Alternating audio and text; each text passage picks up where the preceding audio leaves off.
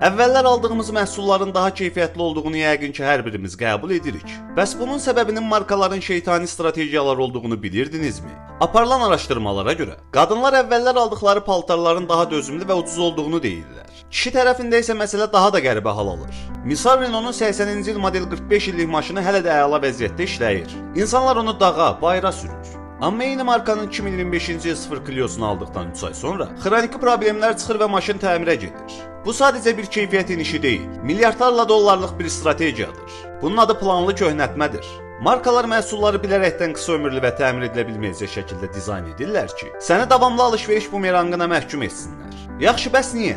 Çünki dayanıqlı məhsul bir dəfəlik qazancdır. Xarab olan məhsul isə davamlı qazancdır. Evindəki elektrikli samovar xarab olanda təmir etməyə çalışırsan, yoxsa gedib yenisini alırsan? Yəni samovarın xarab olan spesifik hissəsi nə qədər baha ola bilər ki? Heç fərqi yoxdur. Marka o hissəni onsuz da satmır. Ən sadə nümunədən danışaq. Telefonların illər ərzindəki təkamülünü düşün. 10 il əvvəli xatırla. Bütün telefonların batareyası çıxırdı. Artıq çıxmır. Çünki markalar telefonların içini görməyini istəmir.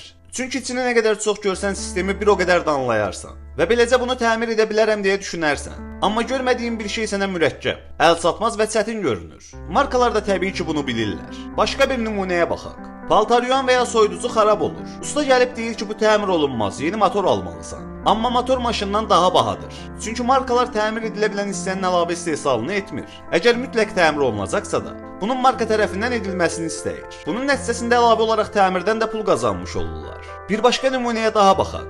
iPhone 3-dən 4-ə, 4-dən 5-ə keçiş zamanı hər telefon arasındakı möhtəşəm fərqləri düşün. Bir də iPhone 14, 15 və 16 arasında olmayan fərqləri. Markalar istəsələr telefon texnologiyasında illər əvvəlki kimi hər modeldə inqilab yarada bilməzlərmi? Əlbəttə yaradarlar. Amma nə gərək var?